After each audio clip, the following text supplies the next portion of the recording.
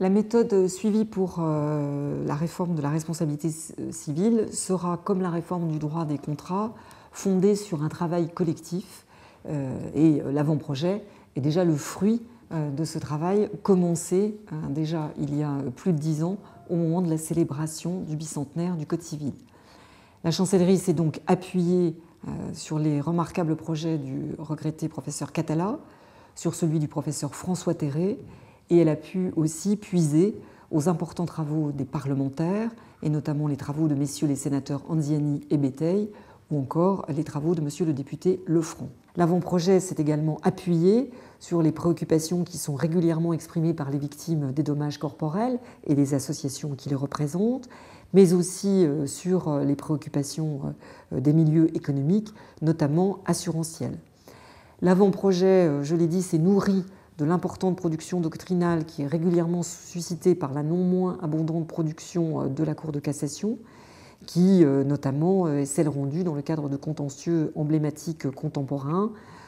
tels que ceux qui résultent des dommages sanitaires, par exemple causés par l'amiante. Tous ces travaux nous ont conduits à nous interroger sur les conditions de la responsabilité, les possibilités d'exonération, les besoins d'indemnisation des dommages, notamment corporels, dans la société d'aujourd'hui. Comme pour l'ordonnance du 10 février 2016 réformant les contrats, le régime général et la preuve des obligations, M. le garde des Sceaux a fait le choix de soumettre l'avant-projet de réforme de la responsabilité civile à une consultation publique. De ce point de vue, le retour d'expérience que nous pouvons faire, c'est que la méthodologie choisie pour la réforme du droit des contrats s'est avérée particulièrement fructueuse, puisque la direction des affaires civiles et du Sceau a recueilli, à l'occasion de cette précédente consultation, plusieurs centaines de contributions de très grande qualité, qui l'a beaucoup mobilisé, mais qui a nécessairement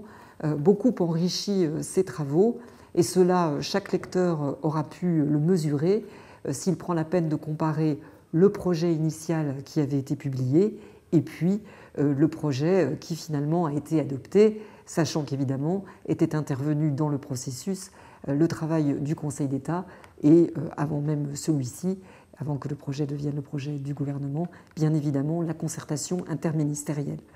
Donc nous attendons de cette consultation les mêmes fruits abondants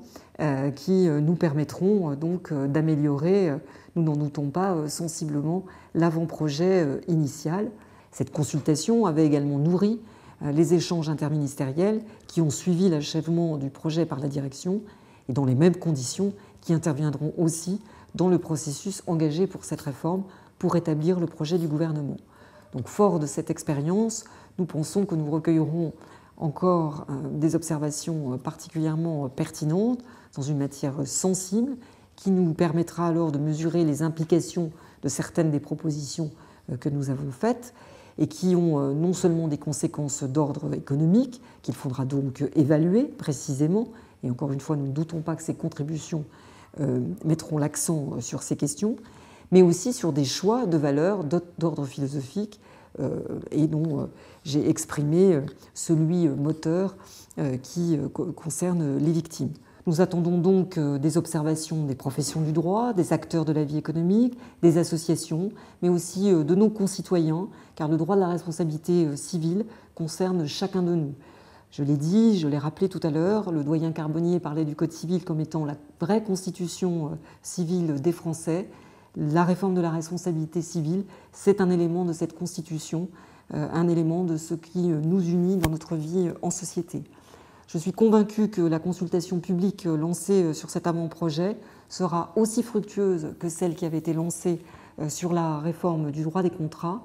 et ainsi elle permettra à l'avant-projet de remplir au mieux ses objectifs de simplification, de sécurité juridique et de juste indemnisation des victimes. Pour conclure, cette réforme, c'est la sœur jumelle de la réforme du droit des contrats. Elle a pour objet d'adapter au XXIe siècle un pan du droit qui est essentiel à la vie en société. Je suis donc sûre qu'elle mobilisera, en tout cas je l'espère, tous ceux qui, juristes ou non juristes, sont épris de la passion du droit au service du bien commun.